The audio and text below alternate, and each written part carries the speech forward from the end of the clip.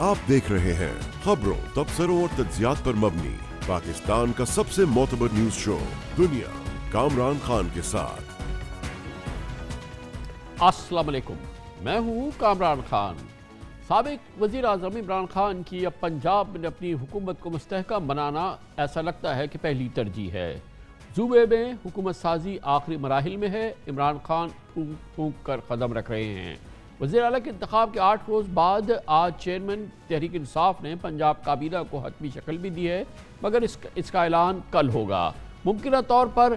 काबीना भी कल ही हल्फ उठाएगी। तमाम काबीना PTI की होगी, जबकि पंजाब असम्बली में 10 नशिस्तें रखने वाली काफ लीग के पास वज़ीर आला का ओहदा है। इमरान खान ने अपने पुराने साथियों पर ही इक्तफा किया है। इम्कान है कि 21 रुकनी काबीना में डॉक्टर यास्मीन राशिद महकमा सेहत, मियाँ Aslam Iqbal housing and industries के वज़ीर होंगे, मियाँ महमूद रशीद बल्दियात, और इसके अलावा मुराद राज स्कूल्स एजुकेशन और राजा बशारत वज़ीर पार्लिमानी उमूर होंगे। जबकि साबिक वज़ीर आला पंजाब उस्मान बुज़दार को पंजाब असम्बली में तहरीक इंसाफ का पार्लिमानी लीडर बना दिया गया है। कल इमरान खान ने पंजाब काबीना में शामिल होने वाले वज़रा से वीडियो लिंक से खिताब किया और कहा कि करप्शन बर्दाश्त नहीं होगी। तवक्का है कि वज़रा 14 से 16 घंटे काम करेंगे। उन्होंने मज़ीद कहा कि वाज़ेह फ़र्क नज़र आना चाहिए कि हमारी हुकूमत अवाम के लिए काम कर रही है। दूसरी जानिब आज काफ लीग के रहनुमा वज़ीर आला पंजाब चौधरी परवेज़ इलाही के साहबजादे मुनीस इलाही ने इस्लामाबाद में PTI के सरबराह जनाब इमरान खान से मुलाकात के बाद उन्होंने कहा कि इमरान खान ने हमें वज़ारत आला दे दी है। उन्होंने इशारा किया कि दूसरे मरहले में काफ लीग से भी वज़रा को काबीना में शामिल किया जाएगा। इस डेवलपमेंट पे बात करते हैं और इसके लिए हमें ज्वाइन कर रहे हैं जनाब मियाँ महमूद रशीद, सीनियर रहनुमा है, पाकिस्तान तहरीक इंसाफ के रुकन भी हैं पंजाब में, तहरीक इंसाफ के पंजाब असम्बली में। बहुत बहुत शुक्रिया मियाँ साहब। फरमाइएगा कि कैबिनेट हो गई है फ़ाइनल और पोर्टफोलियोज़ वगैरह फ़ाइनल हो गए हैं अब? बिल्कुल जी, पोर्टफोलियोज़ जो है मेरा ख्याल है आज अनाउंस हो जाएंगे। कल खान साहब से एक गैर रस्मी मीटिंग हुई, वो वीडियो लिंक पे थे, और जो मतवक्को कैबिनेट के मेंबरान हैं वो इधर लाहौर से उन्होंने सब ने ज्वाइन किया था। तो आज इम्कान है इस चीज़ का कि आज उसका नोटिफिकेशन हो जाएगा। तो मियाँ साहब, क्या ये उतनी ही बड़ी कैबिनेट होने जा रही है जितनी कि उस्मान बुज़दार की थी? नहीं जी, ये मेरा ख्याल है कोई 20-21 मेंबर्स होंगे पहले मरहले में, और उसके बाद शायद आफ्टर 2-3 वीक्स इसमें कोई इजाफा होगा। अभी तो जो फाइनल नंबर्स हमारे इल्म में आए हैं वो 21 मेंबर्स हैं इस कैबिनेट के। तो मियाँ साहब, इसमें काफ लीग तो कोई अभी नहीं है ना, फिलहाल इस काबीना में नहीं है, ऑब्वियसली चीफ मिनिस्टर तो है। नहीं, पहले फेज़ में अभी मुस्लिम लीग काफ का मेंबर जो है मेरे ख्याल में वो कैबिनेट में शामिल नहीं है। ये बताइए मियाँ साहब कि ये जो हुकूमत साजी का अमल इस वक्त जारी है, इसमें जो ख़ास तौर पर ब्यूरोक्रेसी के हवाले से, सिविल पुलिस एडमिनिस्ट्रेशन के हवाले से तब्दीलियाँ होनी थी और जो एक अपनी टीम सेट करनी थी चीफ मिनिस्टर ने, वो तब्दीलियाँ अब सेटल हो गई हैं? नहीं जी, उसमें चूँकि अभी वो ब्रेनस्टॉर्मिंग और आपस में होमवर्क मुकम्मल हो रहा है, अभी मुहर्रम अल आराम शुरू हो गया, तो होपफुली 10 मुहर्रम के फौरी बाद जो है वो ये अमल जो है वो पाया तकमील को पहुँचेगा। अभी मुशावरत जारी है। तो मियाँ साहब, अब जो खान साहब की पहला एड्रेस हुआ कल, जो उन्होंने अपनी बातचीत की, तो क्या तरजीहात है इस वक्त हुकूमत की? क्योंकि जैसे ही ये इलेक्शन जीते और उसके बाद चीफ मिनिस्टर का हल्फ ले लिया परवेज़ इलाही साहब ने, तो खान साहब ने सबसे पहले सेहत कार्ड का दोबारा इजरा की बात की, एहसास प्रोग्राम के इजरा की बात की, पंजाब के सेंट्रल बिजनेस डिस्ट्रिक्ट को दोबारा उजागर करने की बात की, और फिर उन्होंने रावी रिवर अथॉरिटी का भी जो है उसका भी उन्होंने जिक्र किया। आप लोगों से क्या उन्होंने बताया, उनकी तरजीहात क्या हैं? देखिए, खान साहब का एक तो बड़ा वाज़े थे कि ये कोई लंबा अरसा हम यहाँ पर हुकूमत चलाने का इरादा नहीं रखते, और ये 4-6 हफ्ते में या 8 हफ्ते में हमारी कोशिश है कि ओवरऑल पूरे मुल्क में इस वक्त जो क्योस है और जो मुल्क की इकॉनमी बुरे तरीके से मुतासर है, और ये सारी चीज़ें नए सिरे से होने वाली हैं। इसके लिए फ्रेश इलेक्शंस ٹرانسپیرنٹ اور شفاف الیکشن جو ہے نا وہ وقت کا اہم ترین تقاضا ہے، لہٰذا ہمیں یہ بات ذہن میں رکھنی چاہیے کہ ہم لمبے عرصے کے لیے یہاں کیبنٹ بنا کے نہیں بیٹھے، اور یہ جو شارٹ پیریڈ ہے چند ہفتوں کا، اس میں ہمیں سخت محنت کرنا ہوگی، ہمیں 18 گھنٹے کام کرنا ہوگا۔ تمام منسٹرز کو انہوں نے ایڈوائز کیا کہ میں خود مانیٹر کروں گا سب کے کام کو، اور ہمیں کل سے ہی اپنے ڈپارٹمنٹس کا جو ہی اس کا نوٹیفیکیشن ہوتا ہے تو ہمیں اس کو کرنا چاہیے بہترین طریقے سے، جتنا عرصہ بھی ہم رہیں اس کی ڈیلیوری سامنے آنی چاہیے۔ میاں صاحب جو اس سے پہلے 4 سال 3.5 سال حکومت رہی ہے پی ٹی آئی کی، تو وہ تو ایک بہت بڑا عرصہ تھا، مگر اس کے دوران بھی کوئی ایک آپٹکس کے لحاظ سے کوئی بڑے شاندار منصوبے نہیں چھوڑ گئی آپ کی حکومت، گزشتہ حکومت عثمان بزدار صاحب کی۔ 3.5 سال میں اگر حکومت پنجاب نے، جو گزشتہ حکومت پنجاب بزدار صاحب کی تھی، اس نے پنجاب کو کوئی بہت ہی شاندار یعنی کہ یادگار منصوبے نہیں دیے، تو 2-3 مہینے جو آپ کہہ رہے ہیں اس میں کیا ہو پائے گا پھر؟ دیکھیے خان صاحب، میں آپ کی اس بات سے اگری نہیں کرتا کہ ہم نے 3.5 سال میں پنجاب کے اندر ریکارڈ ترقیاتی کام کروائے۔ ہاں، اس کا ایکسپوجر نہیں ہو سکا، اس کو ہم مارکیٹ نہیں کر سکے، لوگوں تک ہم وہ بات پہنچا نہیں سکے، چونکہ شروع سے ان کی یہ پالیسی تھی کہ یہ میڈیا کے اوپر ادھر ادھر بہت زیادہ اخراجات نہیں کرنے، یہ اپنی پبلسٹی پہ اور مارکیٹنگ کے اوپر، لیکن بہت کام ہوا۔ ہمارے ہاں ایجوکیشن کو لے لیجئے، ہیلتھ کو لے لیجئے، یہ صحت انصاف کارڈ کو لے لیجئے، یہ کسان کریڈٹ کارڈ کو لے لیجئے، اس سے ہٹ کر بھی جو منصوبے ہیں ڈسٹرکٹس کے اندر، نئے ہاسپٹلوں کی تعمیر ہو، یونیورسٹیز کی تعمیر ہو، یہ سارے منصوبے ہیں جن کا کمپیریزن ہم بڑی آسانی سے کر سکتے ہیں، اور کسی طور پر بھی یہ نہیں کہا جا سکتا کہ کام نہیں ہوئے۔ کام تو بہت ہوئے، لیکن ان کاموں کو ہم اس طریقے سے لوگوں کو بتا نہیں سکے، یہ ایک وجہ رہی۔ تو اب یہ شارٹ پیریڈ کے اندر تو جو ہو سکے گا وہ ہم کریں گے۔ دوسرا، خان صاحب نے یہ کہا کہ کرپشن بڑی تیزی کے ساتھ صلاحیت کیے ہوئے ہے، تو ہمیں اس کے اوپر بھی، اس پہلو پر بھی نظر رکھنی ہے اپنے ڈپارٹمنٹ کے اندر، اور جہاں کہیں اس طرح کی چیز نظر آئے فوری طور پر اس کا چیف منسٹر کو بھی بتائیں اور مجھے بھی بتائیں۔ تو میں یہ سمجھتا ہوں مجموعی طور پر تو ان کا یہی تھا کہ اس مختصر سی مدت میں جو بھی ڈپارٹمنٹ آپ کو ملے، اس کے اندر جو بھی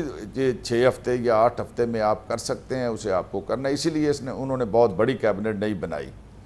تو میاں صاحب، آپ نے 3-4 بار 6 سے 8 ہفتے کی بات کی، آپ پی ٹی آئی کی سینئر لیڈرشپ میں شامل ہے، تو یہ آپ کو یقین ہے کہ یہ حکومت، کیونکہ کچھ ان کی گفتگو سے یا ان کے منصوبوں سے یہ لگا کہ یہ کوئی، جیسے کہ آپ نے فرمایا 4-6-8 ہفتوں کا معاملہ نہیں ہے، یہ شاید کئی مہینوں کا کم از کم خان صاحب کے ذہن میں یہ ہے کہ حکومت چلے۔ آپ کو 100% یقین ہے کہ ان کے ذہن میں بالکل یہ بات نہیں ہے؟ آپ فرما رہے ہیں کہ یہ 2 مہینہ ہی ان کے ذہن میں ہے، اس کے بعد انہیں ہر صورت میں الیکشن چاہیے۔ جی، میں نے تو ان کی ساری گفتگو سے جو بھی اندازہ لگایا، اور ٹاپ لیڈرشپ کے بھی ذہن میں یہی ہے کہ ہم سالوں کے لیے یہاں نہیں آئے، یہ چند ہفتے یا چند مہینوں کی بات ہے، اور ہمارا سارا فوکس جو آئندہ جنرل الیکشن ہے اس کے اوپر ہونا چاہیے، اور ہماری پرائورٹیز بھی اسی طرح سے سیٹل ڈاؤن ہونی چاہیے۔ بہت بہت شکریہ جناب میاں محمود الرشید ہمارے ساتھ موجود تھے، senior leader P T I, متوقع وزیر بھی ہیں کل جو کابینہ اناؤنس ہوگی پنجاب کی۔ کمرشل بریک اس کے بعد ذکر کریں گے۔ ایک نیب ہوتی تھی، اب اس کے دانت تو کھٹے کر کے توڑ دیے گئے ہیں، ہاتھ پاؤں بھی کاٹ دیے گئے ہیں، بھرپور قانون سازی کی ہے نئی حکومت نے، اور اس سے وہ تمام کیسز جو کہ بنائے گئے تھے پچھلے 4 سالوں میں، سب کے سب جعلی نہیں تھے اور سب کے سب کھوکھلے نہیں تھے، ان کی بھی جان نکال دی گئی ہے۔ اس نیب کا کیا حشر ہوا ہے یہ آپ کو دکھاتے ہیں چھوٹے سے وقفے کے بعد۔ عام زبان میں کہا جائے تو شہباز شریف حکومت کی اتحادی حکومت نے، جو 11 جماعتوں پر مشتمل ہے، اس نے 4 مہینوں میں کوئی کارکردگی دکھائی ہو نہ دکھائی ہو، مگر نیب کا قیمہ نکال دیا ہے۔ جون میں پارلیمنٹ کے مشترکہ اجلاس سے نیب قوانین میں متنازع ترامیم کو منظور کرایا گیا، پھر گزشتہ روز قومی اسمبلی اور آج سینٹ سے مزید ترامیم کے ساتھ ایک اور بل کثرت رائے سے منظور کرا لیا گیا ہے، یعنی شہباز حکومت نے پہلے نیب کے دانت توڑے پہ اور اب ہاتھ پاؤں بھی کاٹ دیے ہیں۔ پی ٹی آئی نے آج کے سینٹ کے اجلاس سے احتجاجاً واک آؤٹ کیا۔ نئی ترامیم کے بعد اب نیب 50 کروڑ سے کم کی کرپشن کیسز کی تحقیقات نہیں کر سکے گا، ملزم کے خلاف صرف اسی علاقے کی احتساب عدالت میں مقدمہ چلایا جائے گا جہاں جرم کا ارتکاب ہوا۔ نیب تحقیقات کے لیے کسی سرکاری ایجنسی سے مدد نہیں لے سکے گا۔ ریفرنس دائر ہو چکا ہو مگر فرد جرم عائد نہ ہو تو چیئرمین نیب کو لگے کہ ریفرنس بلا جواز ہے تو وہ عدالت سے اسے منسوخ یا واپس لینے کا بھی کہہ سکتا ہے۔ چارج فریم کرنے سے قبل ایسا ہونے کی صورت میں ملزم کو جرم سے ڈسچارج کر دیا جائے گا۔ بل کے تحت نیب آرڈیننس کا اطلاق حکومت کی ایمنسٹی اسکیم کے تحت لین دین ریاستی ملکیت کے اداروں کے بورڈ آف ڈائریکٹرز پر نہیں ہوگا۔ اس کے علاوہ احتساب عدالت کے ججوں کی تقرری اب صدر مملکت کے بجائے وفاقی حکومت ہائی کورٹ کے چیف جسٹس کی مشاورت سے کرے گی۔ ان ترامیم سے واضح طور پر لگتا ہے کہ ملک کی اہم سیاسی شخصیات کے خلاف چلنے والے تمام کیسز دفن ہو جائیں گے اور ان ترامیم کا بنیادی ہدف اور مقصد بھی شاید یہی تھا۔ نیب اب 50 کروڑ سے کم کی کرپشن کیسز کی تحقیقات نہیں کر سکے گا، جس کا مطلب یہ ہے کہ نیب میں 45 میں سے کم 30 جعلی بینک اکاؤنٹس کیسز نیب کے دائرۂ کار سے نکل جائیں گے۔ ان کیسز میں 3 میں سابق صدر آصف علی زرداری براہ راست نامزد ہیں۔ اس کے علاوہ نواز شریف، یوسف رضا گیلانی اور آصف علی زرداری کے خلاف توشہ خانہ کیس پر بھی نیب کارروائی نہیں کر سکے گا۔ چونکہ اب ملزم کے خلاف صرف اسی علاقے کے احتساب عدالت میں مقدمہ چلایا جائے گا جہاں جرم کا ارتکاب ہوا ہو، اس لیے آصف علی زرداری، وزیر اعلیٰ سندھ مراد علی شاہ، شرجیل میمن اور اومنی گروپ کے تمام کیسز سندھ منتقل ہو جائیں گے۔ اور جبکہ تحقیقاتی ایجنسیوں سے بھی مدد نہیں لی جا سکے گی تو ایسی صورت میں ان کیسز کا انجام کیا ہوگا یہ کسی سے ڈھکا چھپا نہیں۔ اسی طرح نون لیگ کی لیڈرشپ کے خلاف آمدن سے زائد اثاثاجات کے 80% کے قریب کیسز میں الزام ثابت کرنا ناممکن ہوگا، کیونکہ اس میں نیب کو پہلے ثابت کرنا ہوگا کہ یہ اثاثے کرپشن کے پیسوں سے بنائے گئے تھے۔ اس سے قبل جون کے مہینے میں بھی نیب قوانین میں متنازع ترامیم کی گئی تھیں، جس کے بعد اختیارات کے غلط استعمال سے متعلق یہ ظاہر کرنا لازمی ہوگا کہ فیصلہ کرنے والے عوامی عہدیدار کو اس فیصلے سے کوئی مالی فائدہ ہوا ہے۔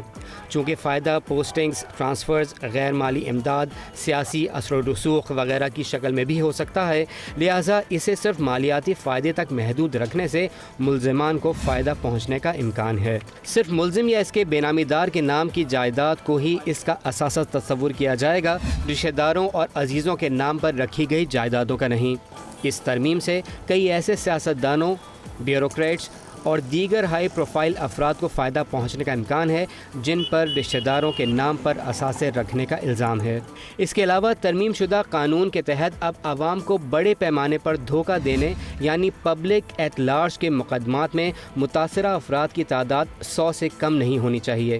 بظاہر اس ترمیم کا فائدہ ان حکومتی وزراء کو ہوگا جن کو ہاؤسنگ سوسائٹی سے متعلق کیسز کا سامنا ہے، جس میں 76 متاثرین شامل ہیں۔ دلچسپ طور پر سپریم کورٹ اپنے ایک فیصلے میں قرار دے چکی ہے کہ 22 متاثرہ افراد کو بھی پبلک ایٹ لارج مانا جائے۔ اسی طرح اب غیر ملکی ریاست سے موصول ہونے والے شواہد کو عدالتی کارروائی میں قابل قبول نہیں سمجھا۔ نیب قوانین میں ان بڑی ترامیم کے خلاف پی ٹی آئی کے chairman Imran Khan supreme court سے رجوع کر چکے ہیں۔ اس کیس کی 2 سماعتیں ہو چکی ہیں، جبکہ کیس کی تیسری سماعت چیف جسٹس عمر عطا بندیال کی سربراہی میں 3 رکنی بینچ کل کرے گا۔ گزشتہ سماعت میں سپریم کورٹ نے اس حوالے سے وفاقی حکومت کو نوٹس بھی جاری کیا تھا۔ اس پیش رفت پہ بات کریں گے اور اس کے لیے ہمیں جوائن کر رہے ہیں نامور ماہر آئین و قانون بیرسٹر سلمان اکرم راجہ۔ بیرسٹر صاحب بہت بہت شکریہ۔ اس میں تو کوئی شک نہیں ہے کہ جب بھی یہ نیب قوانین، نیب اور نیب کے تمام معاملات جو ہیں وہ شدید تنقید کا نشانہ رہے ہیں، چاہے وہ عدالت عظمیٰ ہو، دوسری عدالتیں ہوں، میڈیا ہو، سیاستدان ہوں، مگر یہ جو اب ترامیم کی گئی ہیں اور یہ جو بڑی بڑی تبدیلیاں کی گئی ہیں، اس سے براہ راست فائدہ ان لوگوں کا ہوگا اور ان کے بہت ہی کئی ایسے انتہائی سیریس کیسز ہیں، ان پر بڑے سیریس الزامات ہیں جو یہ ترامیم کرا رہی ہیں، جو شخصیات اور جو لوگ ان میں کر رہے ہیں۔ تو یہ کیا آپ کے نزدیک بہت ہی سیریس قسم کی اور بہت ہی میسو کانفلکٹ آف انٹرسٹ کا معاملہ نہیں ہے کہ براہ راست ایسے کیسز بلکہ مبینہ جرائم جو کہ جن پر کہ یہ مقدمات قائم کیے گئے ہیں ان کو وہی لوگ اس کو ختم کرنے کا سامان پیدا کر رہے ہیں جو کہ اس میں براہ راست ملوث ہیں؟ دیکھیں کامران صاحب، اس میں 3 طرح کی ترامیم ہیں میری نظر میں۔ ایک تو وہ ترامیم ہیں جو آپ کو یاد ہوگا پی ٹی آئی کے دور حکومت میں بھی کی گئی تھی. ان میں شامل ہے وہ ترمیم جو کہتی ہے کہ اگر کوئی پالیسی کے حوالے سے فیصلہ کیا جاتا ہے یا کسی حکومتی ادارے کے بورڈ پہ کوئی ممبر کوئی رائے دیتا ہے یا کوئی فیصلہ کرتا ہے تو اس حوالے سے جرم نہیں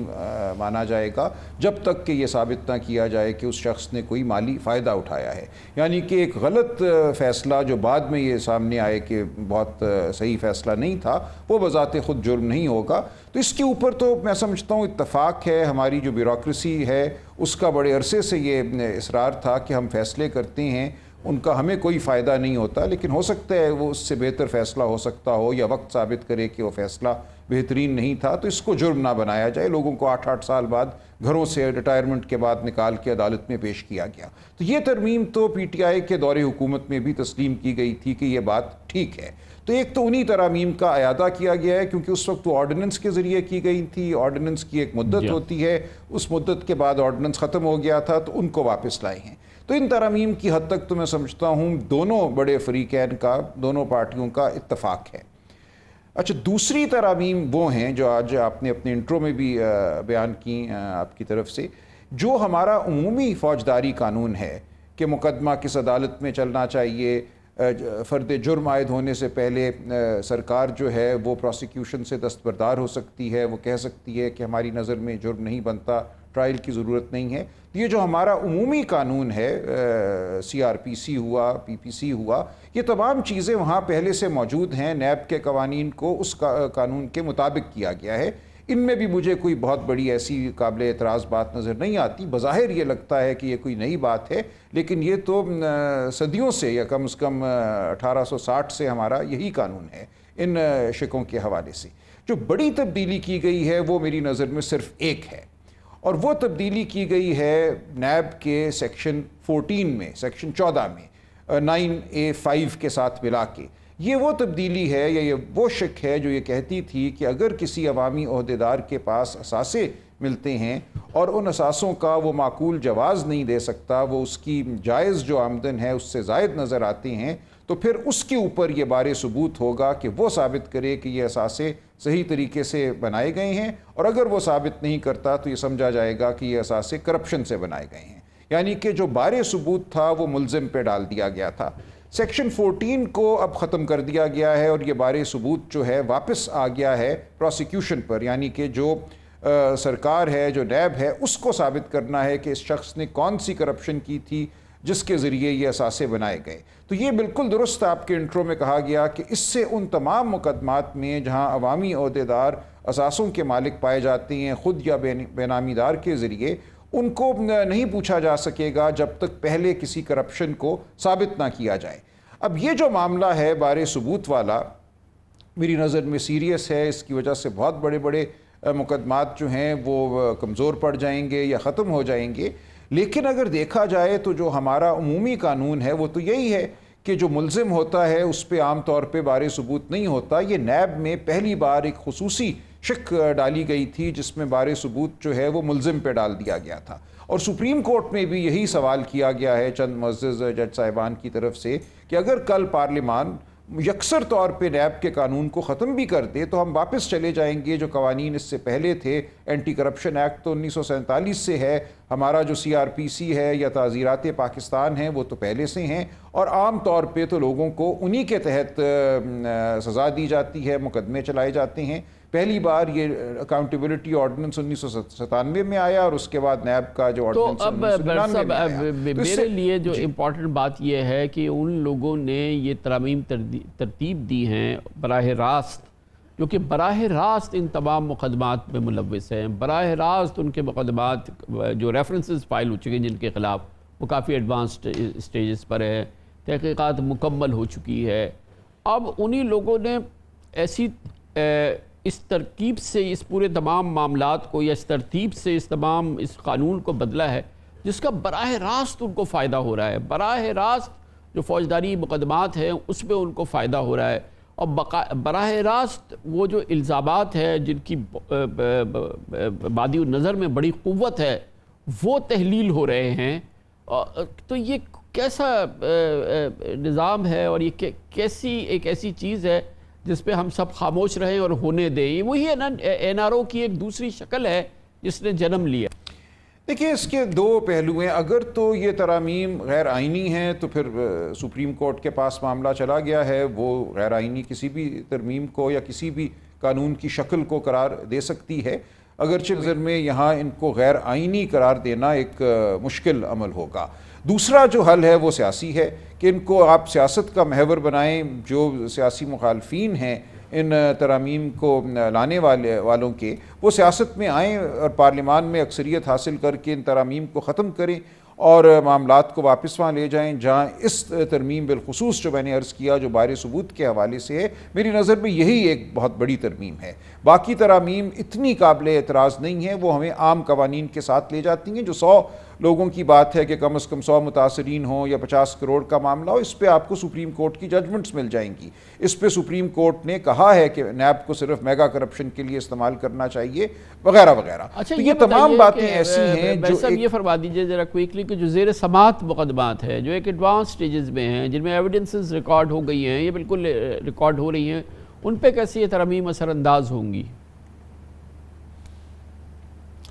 جی وہ دیکھنا پڑے گا. جو حالیہ ترامیم ہیں اگر ان کو ریٹروسپیکٹیو ایفیکٹ دیا گیا ہے، یعنی کہ ان کو پیچھے سے ماضی سے مؤثر کیا گیا ہے، تو اس صورت میں تو ظاہر ہے ان مقدمات پہ بھی ان کا اثر ہوگا. اور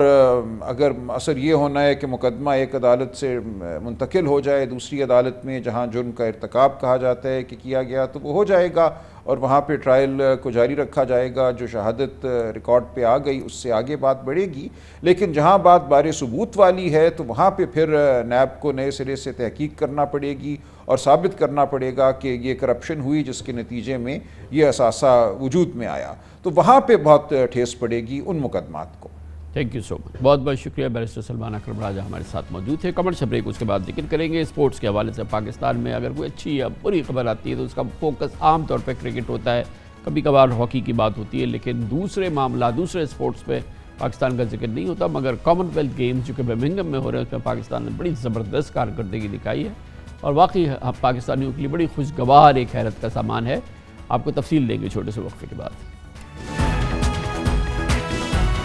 پاکستان میں اسپورٹس سے جڑی عام طور پہ اچھی بری خبریں صرف کرکٹ کے حوالے سے ہم سنتے ہیں، مگر آج انتہائی خوشی کی بات ہے کہ پاکستان نے انگلینڈ کے شہر برمنگھم میں جاری کامن ویلتھ گیمز میں بڑی عمدہ پرفارمنس کا مظاہرہ کیا ہے. ویٹ لفٹنگ مقابلوں میں شاندار کارکردگی دکھاتے ہوئے 9 دستگیر بٹ نے پاکستان کے لیے پہلا سونے کا تمغہ بھی حاصل کر لیا ہے. انہوں نے مجموعی طور پہ 405 کلو وزن اٹھا کر کامن ویلتھ گیمز کی تاریخ کا ریکارڈ توڑ دیا. اس کے علاوہ شاہ حسین نے جوڈو کے مقابلے میں کانسی کا تمغہ اپنے نام کیا. ان دونوں کھلاڑیوں نے اپنی محنت سے پاکستانیوں کا نام فخر بلند کیا ہے، فخر سے اونچا کیا ہے. مگر اتوار کو نیزہ بازی میں ارشد ندیم نے اور کل ریسلر انعام بٹ نے بھی میڈلز کی دوڑ میں وہ شامل ہو کے ایک مجموعی طور پہ ایک بڑی عمدہ پرفارمنس کی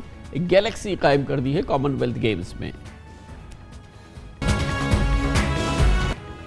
حکومت نے پی ٹی آئی خاص طور پہ تحریک انصاف اور عمران خان کو ٹف ٹائم دینے کی ایک حکمت عملی کا آج باقاعدہ زور لگایا ہے، آغاز کیا ہے. وزیر اعظم شہباز شریف کی سربراہی میں وفاقی کابینہ نے الیکشن کمیشن کے ممنوعہ فنڈنگ فیصلے کی بنیاد پر پی ٹی آئی کے خلاف سپریم کورٹ میں ڈیکلریشن جمع کرانے کا اصولی فیصلہ کیا ہے. تحریک انصاف کے خلاف پولیٹیکل پارٹیز آرڈر کے تحت 2002 کے تحت کارروائی ہوگی، جبکہ P T I per election commission کی چارج شیٹ پر مزید تحقیقات اب ایف آئی اے کے سپرد کی گئی ہے. آج کیبنٹ کی میٹنگ کے بعد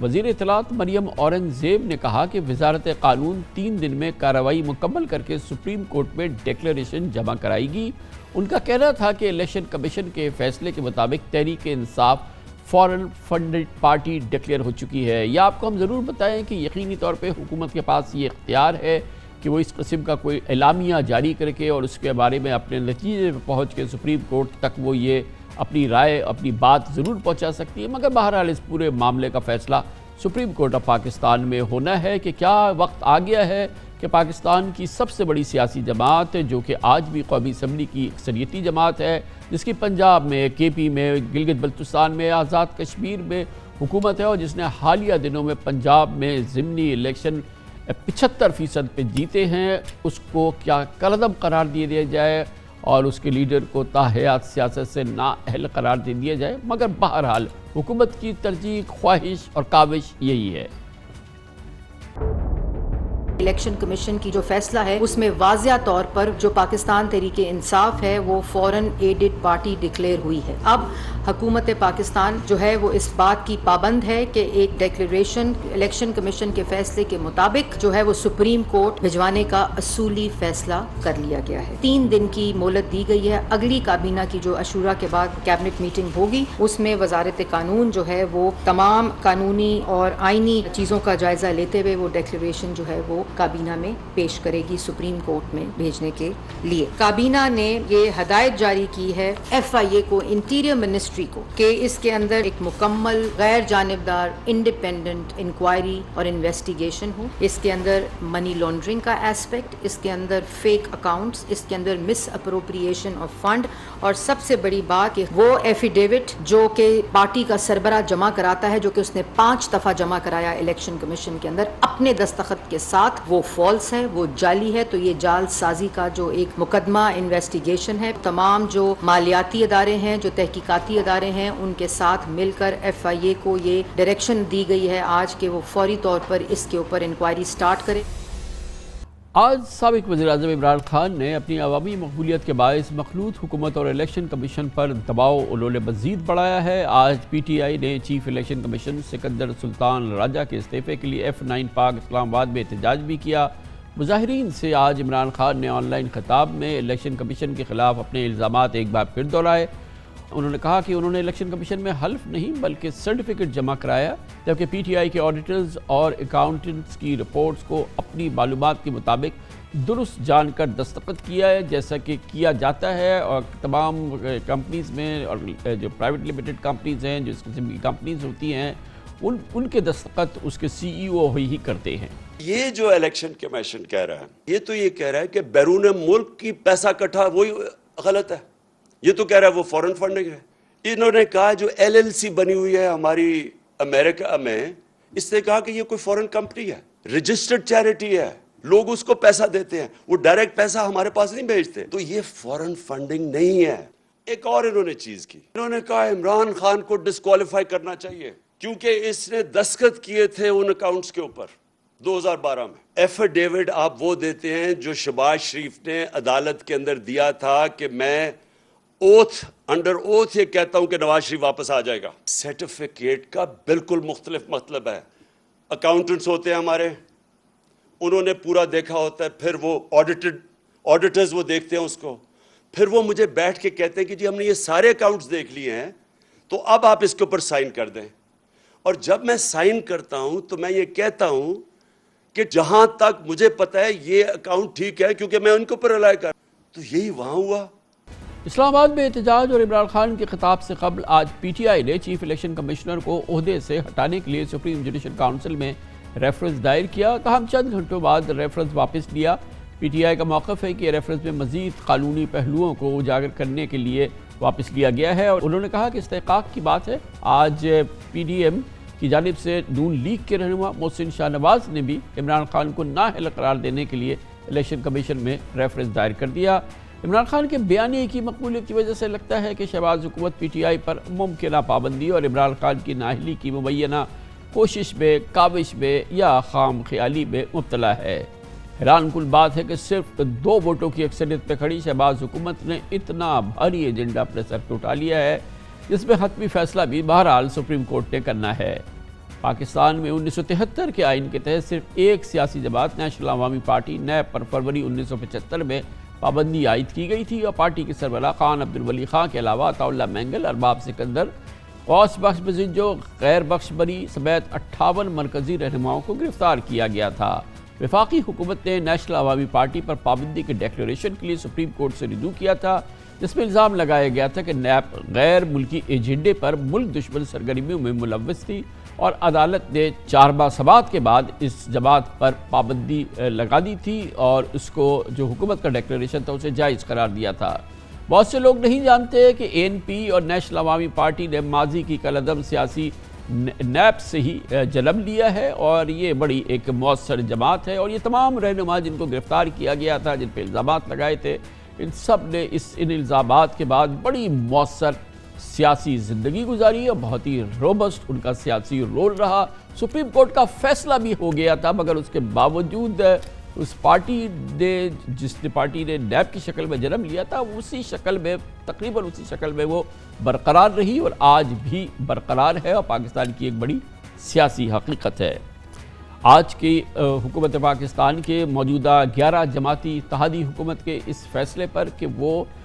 پاکستان تحریک انصاف کو کالعدم قرار دینے کا ڈیکلیریشن سپریم کورٹ میں جمع کرانے والی ہے، اس پر بات کرنے کے لیے ہمیں جوائن کر رہے ہیں جناب فواد چودھری، نائب صدر پاکستان تحریک انصاف۔ فواد چودھری صاحب، آپ بتائیے گا کہ یہ جب فیصلہ ہو گیا ہے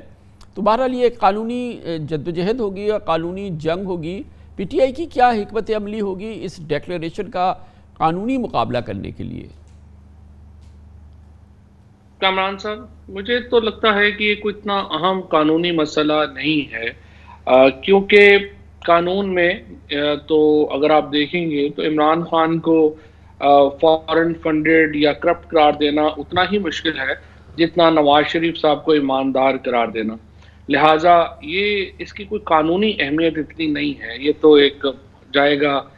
ہم بھی ابھی کورٹ جا رہے ہیں، ختم ہو جائے گا۔ یہ تو ای سی پی کا فیصلہ جو ہے بہت ہی بے جان ہے، مذاقہ خیز ہے۔ لیکن جو اصل بات یہ ہے کہ جو حکومت یہ کیوں کر رہی ہے، اور حکومت اس لیے یہ کر رہی ہے کہ ان کا خیال ہے کہ اس طرح سے ان کو ایک نیریٹو مل جاتا ہے، ایک بیانیہ مل جاتا ہے پی ٹی آئی کے خلاف، اور وہ آپ دیکھیں، اگر آپ اپنی ریسرچ ٹیم کو کہیں گے تو ایک دن انہوں نے 12 پریس کانفرنسز کی، ایک دن انہوں نے 8 پریس کانفرنسز کی، اور یہ سلسلہ جو ہے یہ کنٹینیوڈ ہے، جس میں وہ یہ ڈرم بیٹ کر رہے ہیں، یہ ڈھول بجا رہے ہیں کہ دیکھیے الیکشن کمیشن نے کتنا اچھا فیصلہ کر دیا، اور وہ بڑا ادارہ ہے۔ الیکشن کمیشن کے اوپر جو ہمارے تحفظات ہیں وہ پہلے سے ہی موجود ہیں، اور اس نے کنفرم کیا الیکشن کمیشن نے کہ جو ہمارے تحفظات تھے ان کے بارے میں وہ بالکل درست تھے، کہ وہ اس وقت پی ڈی ایم کی ایک لانگ آرم کے طور کے اوپر کام کر رہا ہے۔ وہ ہمارے خدشات جو ہیں ان کو ری کنفرم کیا الیکشن کمیشن کے اس فیصلے نے۔ اب اس طرف آئیے کہ کیا یہ حکمت عملی نہیں ہے؟ میں یہ سمجھتا ہوں، آپ نے کافی باتیں تو خود ہی کر دیں کہ 84 جو سیٹیں رکھنے والی جماعت 155 سیٹیں رکھنے والی جماعت کو کالعدم قرار دے گی، اور کیا یہ حکمت عملی کہ آپ صرف تب الیکشن لڑیں گے جب عمران خان میدان میں نہیں ہوں گے، کیا یہ درست حکمت عملی ہے؟ یا آپ الیکشنوں سے بھاگیں گے اس وقت تک جب تک عمران خان اور پی ٹی آئی جو ہیں وہ پاپولر ہیں؟ تو دیکھیے، پھر آپ پاکستان میں مارشل لا لگا لیں، کوئی اور نظام بنا لیں، کیونکہ جمہوریت میں تو بہرحال آپ کو الیکشن ہی لڑنا پڑنا ہے، اور یہ ماننا اور یہ حکمت عملی کہ ہم اپنے تمام جو مخالفین ہیں ان کو جو ہے وہ ہم ناک آؤٹ کر دیں گے ٹیکنیکل، تاکہ ہمارا مقابلہ ان سے نہ ہو، یہ حکمت عملی کبھی بھی نہیں چلے گی۔ بس مسئلہ پاکستان کا سیاسی عدم استحکام ہے۔ یہ جو گمکس حکومت کر رہی ہے، اس کے نتیجے میں ماسوا ہے اس کے کہ سیاسی عدم استحکام مزید بڑھے، ہمارے ہاں جو حالات ہیں وہ مزید دگرگوں ہوں، کوئی اور کچھ ہوگا نہیں۔ اگر حکومت میں تھوڑی سی بھی عقل ہوتی تو شہباز شریف صاحب اناؤنس کرتے کہ ہم ارلی الیکشنز کے لیے تیار ہیں، سیاسی جماعتوں کو بلاتے اور کہتے ہیں کہ آئیے بیٹھیے الیکشن کا فریم ورک تیار کرتے ہیں، جس سے سیاسی درجہ حرارت میں کمی آتی اور ملک جو ہے۔ صاحب، میں نے تفصیل سے آپ کی گفتگو سنی، اب یہ فرمائیے گا کہ جب سے الیکشن کمیشن آف پاکستان کا یہ فیصلہ آیا ہے، رولنگز آئی ہیں، تو آپ نے مزاحمت کی ہے، احتجاج کیا ہے، سب کچھ کیا ہے، لیکن پیور قانونی جدوجہد یا اس کو ریزسٹ کرنے کے لحاظ سے یا اس کو چیلنج کرنے کے حوالے سے کوئی کانکریٹ اسٹریٹجی جو ہے یا حکمت عملی جو ہے وہ سامنے نہیں آئی، جو کہ گراؤنڈ پہ جس کو ہم دیکھیں کے اوپر حکمت عملی تو بڑی واضح ہے۔ ہم اس کو چیلنج کرنے جا رہے ہیں پارٹی کی طرف سے، اسلام آباد ہائی کورٹ میں ہی غالباً جو ہے اس کا چیلنج آئے گا، اور ہماری لیگل ٹیم جو ہے وہ اس وقت جو ہے وہ پٹیشن ڈرافٹ کر رہی ہے، اور وہ انشاءاللہ تعالیٰ بڑی جلدی جو ہے وہ پٹیشن فائل ہو جائے گی. اس کے ساتھ ساتھ ہم نے سپریم جوڈیشل کاؤنسل میں ریفرنس بھی جو ہے وہ فائل کر دیا ہے, آج کیا تھا, لیکن اس میں یہ بات ہو گئی کہ جو کل کا واقعہ ہے جس میں انہوں نے اپنا فیصلہ تبدیل کیا, 2 فیصلے دیے گئے. ایک فیصلہ پہلے دیا گیا جو میڈیا کو سرکولیٹ کیا, پھر اس فیصلے کے بجائے ویب سائٹ کے اوپر سپریم کو جو ریفرنس بھیجا گیا وفاقی حکومت کو, وہ حصہ ایڈ کر کے دیا گیا, جو اٹسیلف بہت بڑا مس کنڈکٹ ہے. وہ ایڈ کرنے کے لیے سپریم جوڈیشل کاؤنسل سے واپس لیا گیا, وہ دائر ہو جائے گا. اور یہ قانونی تو ہمارے گراؤنڈ بہت مضبوط ہیں, اور یہ کہیں پہ ریفرنس کی تو کوئی قانونی حیثیت ہے نہیں, یہ تو ختم ہو جائے گا. اور یہ جو فیکٹ فائنڈنگ رپورٹ ہے یہ بھی بالکل آپ نے دیکھا ہی ہے کہ کس طرح سے جو 34 لوگ جن کو انہوں نے ڈکلیئر کیا کہ وہ فورن نیشنلز ہیں, ان کی ٹویٹس آ رہی ہیں, ان کی ویڈیوز آ رہی ہیں, ان میں سے 7 لوگ تو الیکشن کمیشن کو سو کرنے جا رہے ہیں کہ کس طرح سے انہوں نے ان کو غیر پاکستانی ڈکلیئر کر دیا. اور پھر ایک کامران صاحب میں یہاں پہ ضرور بات ایڈ کرنا چاہوں گا, جس طرح کی مہم P M L N, Peoples Party اور جمعیت علماء اسلام اور پی ڈی ایم جو ہے اوورسیز پاکستانیز کے خلاف چلا رہا ہے, کوئی بھی اس میں ذرا بھی عقل کسی میں ہوگی وہ اتنے انفلوئنشل گروپ کے خلاف اس طرح کی سیاسی مہم نہیں چلاتا, اور ان کی مشکلات میں آپ دیکھیں گے بہت اضافہ ہوگا آنے والے دنوں میں. بہت بہت شکریہ جناب فواد چودھری ہمارے ساتھ موجود تھے آج کی اس پیش رفت پہ پی ٹی آئی کا, اور اپنی عمران خان صاحب کا موقف آپ کے ساتھ شیئر کر رہے تھے. کمرشل بریک, اب اس کا آزاد تجزیہ لیتے ہیں, اس پورے معاملے میں غیر سیاسی تجزیہ کار کیسے اس کو دیکھتے ہیں, چھوٹے سے کمرشل بریک کے بعد. Welcome back. وقت سے قبل ہم نے اس کاوش اور اس خواہش کا ذکر کیا جو حکومت نے آج ظاہر کی, جس میں کہا گیا تھا کہ حکومت کی خواہش یہ ہے کہ عمران خان کی پارٹی یعنی کہ پاکستان تحریک انصاف کو سپریم کورٹ آف پاکستان کالعدم قرار دے دے, اور اس کی بنیاد الیکشن کمیشن آف پاکستان کا حالیہ فیصلہ, یہ رولنگز ہیں فورن فنڈنگ کے حوالے سے یا مبینہ طور پہ ممنوعہ فنڈنگ کے حوالے سے. اس پر پی ٹی آئی کی حکمت عملی اور اس کا ویو ہم نے آپ کو بتایا. آزاد تجزیہ کار اور نیوز اینالسٹ اس پورے ماحول کو اور اس معاملے کو کیسے دیکھتے ہیں, اس کے لیے ہم نے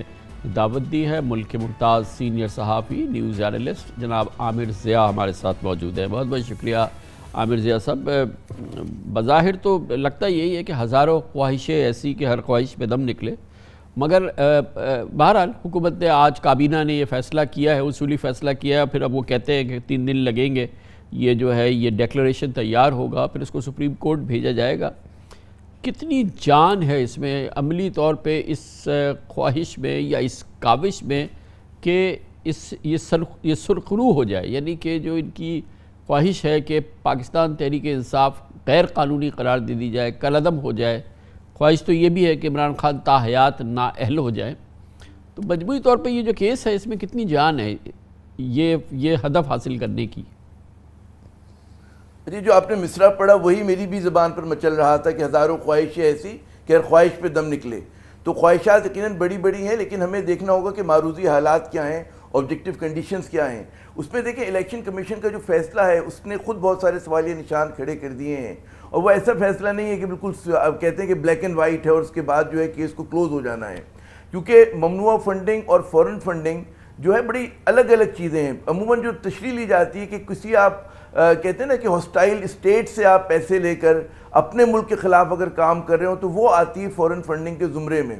اور اگر اس میں دیکھا جائے, اس میں آپ دیکھیں کسی نے $50 دیے, اس میں بہت سارے جو ہیں وہ پاکستانی ہیں کہ جو بیرون ملک قیام پذیر ہیں. ان لوگوں نے یہ تک کیا کہ جو کمپنیاں ٹرانسفر کرتی ہیں پیسے اس تک کو جو ہے ماسٹرز کارڈ اس تک کو انہوں نے کہا جی فورن فنڈنگ ہے. تو اس کے اندر میرے خود جو ہمیں آپ کو ہے ایک جھول نظر آتا ہے الیکشن کمیشن کے فیصلے میں. پھر دوسری بات یہ سمجھنا چاہیے کہ اس کا جو ہے اطلاق جو الیکشن کمیشن کے رولز بنے ہیں وہ 2017 میں بنے ہیں. یہ جو جس ہم فنڈنگ کی بات کریں وہ 2008 سے 13 تک کی ہے. تو کیا ماضی میں جا کر اس کا اطلاق ہو سکتا ہے, نہیں ہو سکتا, ایک سوالیہ نشان ہے. لیکن سب سے بڑی بات یہ ہے کامران صاحب کہ اس طرح کی فورن فنڈنگ میں اس قانونی بنیاد پہ بات نہیں کرے. ایک سوال ہے کہ وہ والی فنڈنگ نہیں ہے کہ جس پر آپ کہیں کہ جی آپ نے بھارت سے پیسے لے لیے, آپ نے فلاں کسی اور ملک سے پیسے لے کر پاکستان کے انٹرسٹ کے خلاف کام کیا. تو میں نہیں سمجھتا کہ جب یہ سپیریئر جوڈیشری میں یہ چیز اس طرح کی جائے گی تو یہ بہت زیادہ ہولڈ کرے گی. اور جو عمران خان صاحب کا پھر آپ دیکھیں اس کے ساتھ ساتھ عموماً یہ ہوتا ہے کہ جب آپ اس قسم کے اقدامات کرتے ہیں تو اس میں عمران خان کی جو مقبولیت ہے وہ آپ کو دیکھنی پڑے گی کہ پاکستان کے جو سب سے مقبول سیاستدان ہیں وہ عمران خان ہیں، اور یہ پہلی بار تاریخ میں ہوا ہے کہ اگر کوئی حکومت، عموماً جب ہماری کوئی حکومت جس کی چھٹی کی جاتی ہے وہ غیر مقبول ہوتی ہے، بہت عرصے تک رہتی ہے، پھر وہ سلولی گریجولی کلو بیک کرتی ہے. یہ واحد حکومت ہے عمران خان صاحب کی جی پہلے دن سے جو ہے جیسی حکومت سے ہٹے ان کی مقبولیت کا گراف بڑھا ہے. تو حکومت اس طرح کے اقدامات کر کے ایک تو اس بات کا میرے خیال میں انڈیکیٹ کری کہ وہ دباؤ کا شکار ہے، نروس ہے، اور وہ سمجھتی کہ ہم اس طرح کے اگر ہم وہ کریں گے، راستے پہ جائیں گے تو غالباً عمران خان کو جو ہے مزید جو دبا سکیں گے، ڈرا سکیں گے. ہم نے شروع میں عرض کیا اور آپ نے عرض کیا کہ ہزاروں خواہشیں ایسی، تو یہ لٹرلی جو ہے یہ صرف واحد خواہش نہیں ہے کہ پاکستان تحریک انصاف جو ہے وہ کالعدم قرار پائے، یہ بھی خواہش ہے کہ عمران خان سیاست سے تاحیات نااہل ہو جائیں، اور وہ پارٹی جو کہ اقتدار میں پنجاب میں، کے پی میں، جی بی میں، آزاد جموں کشمیر میں ہے، اور جو کہ ابھی کیونکہ ان کے استعفے منظور نہیں ہوئے تو یہ قومی اسمبلی کی اکثریتی جماعت بھی ہے، تو ایک خواہش یہ ہے کہ یہ جماعت غیر قانونی کالعدم قرار پائے، اور پھر اس کا رہنما عمران خان جو ہے وہ تاحیات سیاست سے نااہل ہو جائے. اسی دوران یہ خواہش بھی ہے کہ سپریم کورٹ آف پاکستان کے نظام کو ایک نیا جنم دے دے، اور چیف جسٹس آف پاکستان اور وہاں کے جو انتظامی معاملات ہیں اس کے حوالے سے قانون جو ہے وہ بنا دیا جائے اور اس کو پھر اپنے زیر اثر لے آیا جائے. اسی دوران نیب کی کبھی کچوبر نکال دیا گیا ہے. تو یہ خواہشیں جو ہیں اور اس کے انبار جو ہیں وہ جمع ہو چکے ہیں. بالکل دوسرے خواہشوں کا انبار جمع ہو گیا، لیکن بڑی خطرناک بات یہ ہے کہ یہ ایک نامکمل نیشنل اسمبلی ہے، اور یہ جس طرح کی بھی قانون سازی کرے گی تو وہ خود ایک سوالیہ نشان رہے گا. اور اگر آپ اس طرح کی قانون سازی کر رہے ہیں کہ جو آئین کی اسپرٹ کے خلاف جا رہی ہے، اور وہ لوگ قانون سازی کر رہے ہیں کہ جو کہ خود نیب کا ہدف ہیں، اور جو کہ خود اس لیے سپریم کورٹ کے پاورز کو، سپریم کورٹ کے چیف جسٹس کے پاورز کو کم کرنا چاہتے ہیں، ختم کرنا چاہتے ہیں، کہ جن کو اس بات کا کچا ہے کہ کل کو انصاف کے ترازو میں ان کو نہ تولا جائے، تو خود میرے خیال میں ایک بہت ہی ایک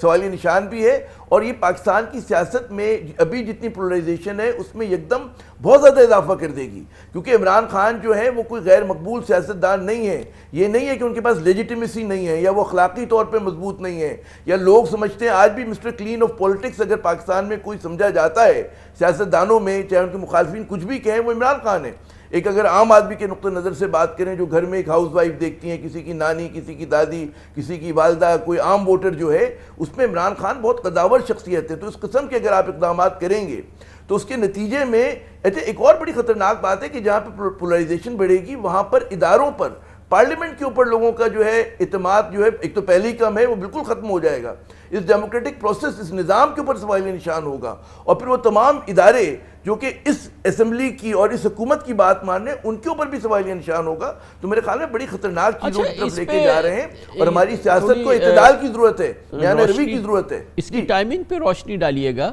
کیونکہ یہ اس وقت ہوا ہے جب قدرے سیاسی قرار سا آتا ہوا نظر آیا ہے. پنجاب میں الیکشن جیتنے کے بعد عمران خان کا جو لب و لہجہ ہے، یا جو ان کا جو انداز ہے، اس میں کافی قرار سا آیا ہے. ان کی توجہ اس وقت پنجاب میں ایک مستحکم نظام کو جنم دینے کی طرف ہے. انہوں نے اپنے اہداف کا تعین کیا ہے پنجاب میں، اور وہ اس شدت سے انہوں نے پہلے دن سے جب سے الیکشن جیتے ہیں شہباز شریف کی حکومت کو رخصت ہونے کے لیے نہیں کہا ہے، بلکہ انہوں نے فوری طور پہ الیکشن کا بھی اس طرح سے مطالبہ نہیں کیا ہے، کوئی ڈیڈ لائن، کوئی دھرنا، کوئی لانگ مارچ وغیرہ. تو یہ تو ایک اچھا ماحول سا بنا ہے، اور اس دوران آئی ایم ایف وغیرہ سے اچھی کچھ بہتر خبریں آ گئی ہیں، تو معاشی محاذ پر بھی بہتری آئی ہے. تو مطلب ایک منطق تو یہ کہتی ہے، ذہن تو یہ کہتا ہے کہ شاید حکومت کے لیے یہ موقع ایسا ہے کہ اپنی پوزیشن کو اور اس ساری صورتحال کو کنسولیڈیٹ کرے. اس وقت انہوں نے جو ہلکی پھلکی جو جلتی ہوئی ابھی بھی شعلے باقی، تو اس میں اتنا بڑا تیل ڈال دیا. میری سمجھ میں اس کی لاجک نہیں آ رہی ہے کچھ.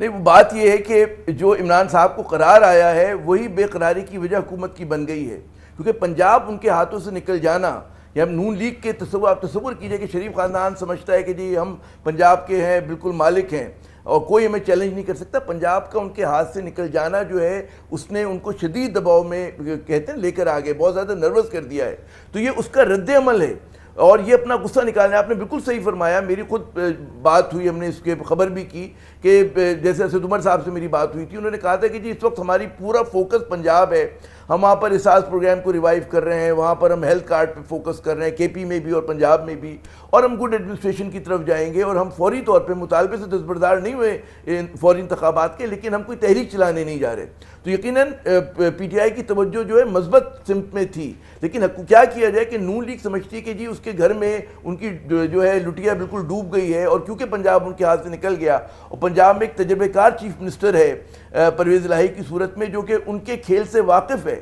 اور وہ آگے چل کر اگلے الیکشن تک بہت زیادہ نون لیگ کے لیے خطرہ ثابت ہو سکتے ہیں, بلکہ بن چکے ہیں آلریڈی. تو اس کو کاؤنٹر کرنے کے لیے وہ سمجھتے ہیں کہ جی ہم جتنا زیادہ عمران خان پہ دباؤ ڈالیں گے, جتنا زیادہ ان کو ہم اپنا ہدف بنائیں گے, لیکن اس کا بالکل الٹا اثر ہو رہا ہے, جیسے کہ آپ خود فرما رہے ہیں کہ جناب اس کے نتیجے میں مقبولیت بڑھ رہی ہے, پی ٹی آئی میں مزید ریزالو بڑھ رہا ہے, رد عمل بڑھ رہا ہے, ایک کہتے ہیں ریزسٹنس کی پولیٹکس زیادہ ہو رہی ہے. تو یہ کسی بھی صورت میں نہ ملک کے لیے اچھا ہے, نہ حکومت کے لیے اچھا ہے, اور نہ پاکستان. عمران خان کا اپریل کے بعد سے تاثر ابھرا ہے, ایک مظلومیت کا تاثر, جس کی وجہ سے ان کو ہمدردی ملی, عوام کی ہمدردی ملی, بیرون ملک پاکستانیوں کی ہمدردی ملی. وہ تو مزید تقویت پائے گا جب یہ بات سامنے آئے گی کہ یہ حکومت جو کہ 2 ووٹوں کی اکثریت پہ قائم ہے, جس نے عمران خان کو ہٹایا, اب وہ عمران خان کو سیاست سے تاحیات نااہل کرنے کی, چاہے وہ کاوش چاہے کسی بھی انداز کی وہ کوشش ہے, پی ٹی آئی پوری جماعت کو وہ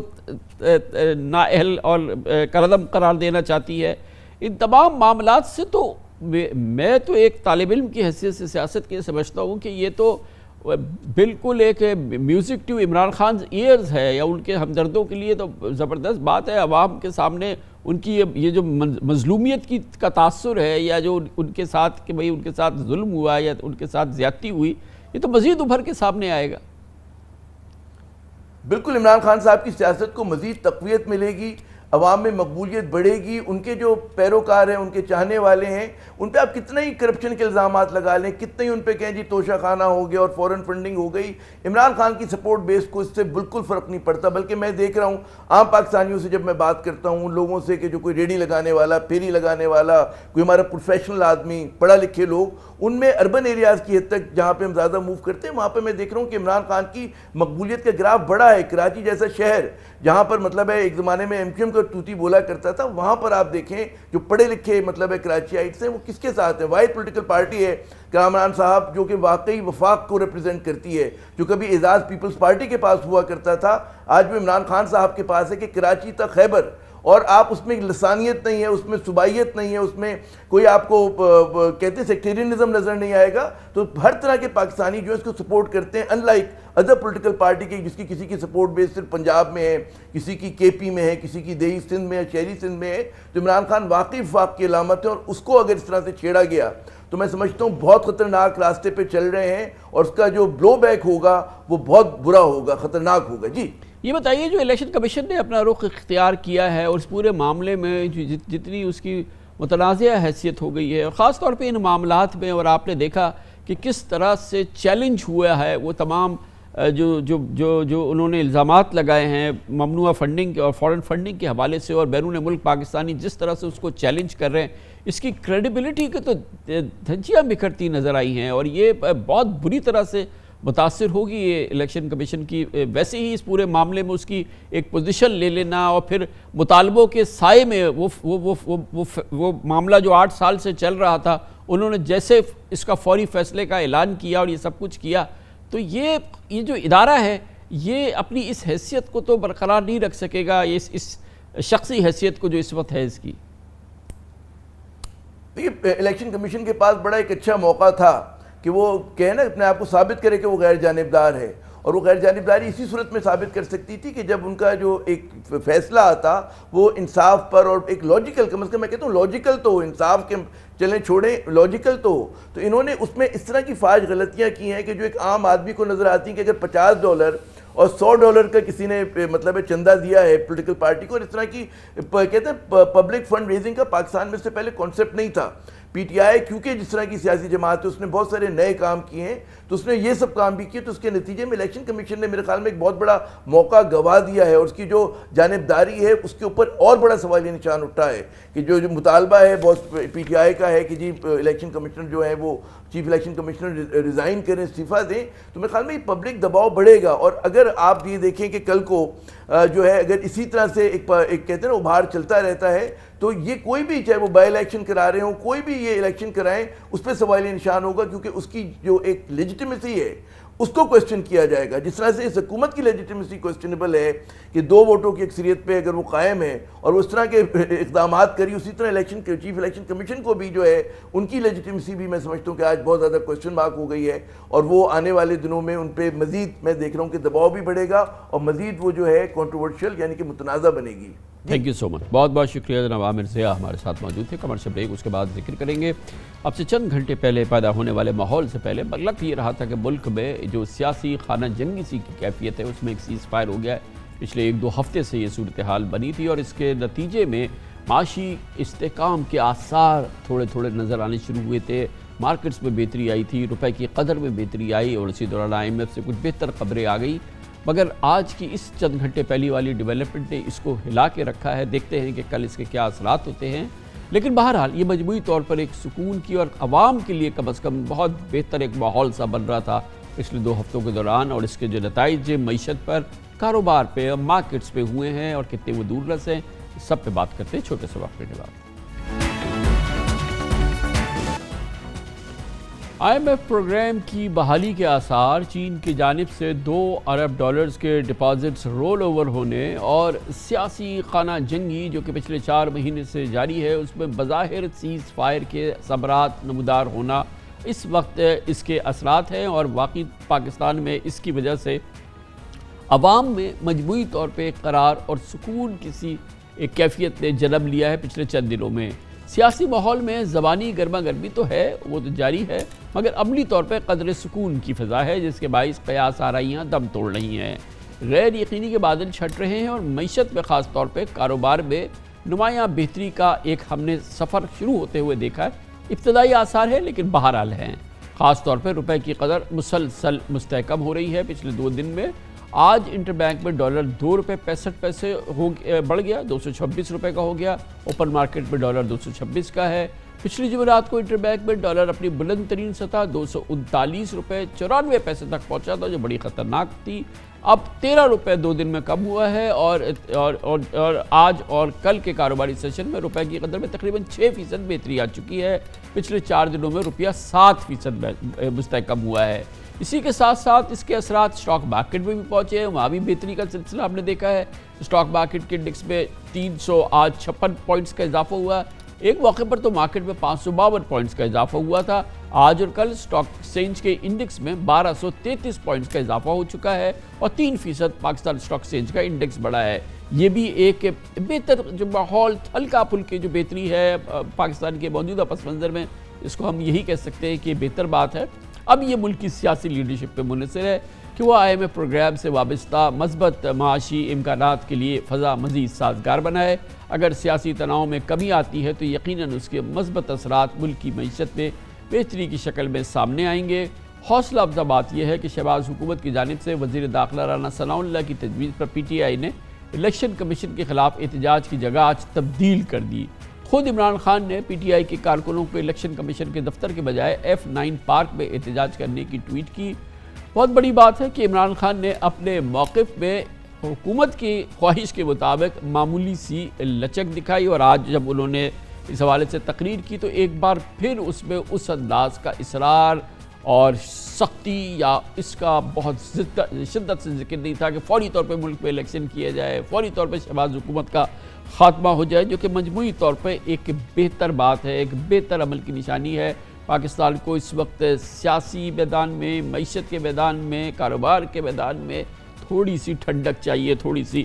بہتری چاہیے. اسی دوران معیشت کے حوالے سے عمدہ ایک اور بڑی حوصلہ افزا خبر آئی ہے، وہ ہے عالمی منڈی سے، جہاں پہ خام تیل کی قیمت میں 4% کمی ہوئی ہے اور آج مزید 2% کمی کے بعد امریکی WTI کی جو قیمت ہے وہ $89 فی بیرل اور برنٹ $95 فی بیرل پر ٹریڈ ہو رہا ہے. 2 ماہ کے دوران عالمی منڈی میں خام تیل 25% سستا ہو چکا ہے جو پاکستان کے ایئرپورٹ بل کے لیے یقینی طور پہ ایک نعمت خداوندی سے کم نہیں. اب ملک کے تمام اسٹیک ہولڈر خصوصاً سیاسی لیڈرشپ پہ لازم ہے کہ وہ ملک و قوم کے مفاد میں سکون کی گھڑیوں کو مستحکم بنائیں، تیل کی عالمی قیمتوں میں کمی اور روپے کی قدر میں اضافے کے فوائد عوام تک پہنچے اور کسی صورت سے پاکستان آگے کے سفر کو جاری رکھے۔ معیشت، کاروبار اور مارکیٹس کی تمام معاملات پہ بات کرنے کے لیے ایک بار پھر ہمیں جوائن کر رہے ہیں پاکستان کے بہت ہی مستند ماہر معیشت ہے، وزارت خزانہ میں طویل عرصے بہت ہی عمدہ خدمات سر انجام دی، محترم ڈاکٹر وقار مسعود خان ہمارے ساتھ موجود ہیں۔ بہت بہت شکریہ ڈاکٹر صاحب۔ جتنی تیزی سے روپیہ کی قدر ہم نے گرتی دیکھی تھی، اتنی تو نہیں لیکن کم و بیش کافی بہتر مستحکم انداز میں یہ بہتر ہوتی نظر آئی ہے۔ اس کی سالڈ فوٹنگز ہے، اس کی بنیاد جس کی بنیاد پہ اس میں بہتری آئی ہے، یہ مستحکم وجوہات ہیں؟ بہت بہت شکریہ کامران صاحب، بالکل بہت اس کی انفیکٹ بات یہ ہے کہ وہ جو کچھ ہوا 18 تاریخ کو ہم نے آپ سے بات بھی کی 2 مرتبہ اس کے بعد، اب وہ مصنوعی تھا، وہ ایک پینک کا نتیجہ تھا، اور اس میں ہم نے اس وقت بھی آپ سے بات کی تھی کہ اسپیکولیشن بھی ہے اور مارکیٹ مینیپولیشن بھی ہے، اور یقیناً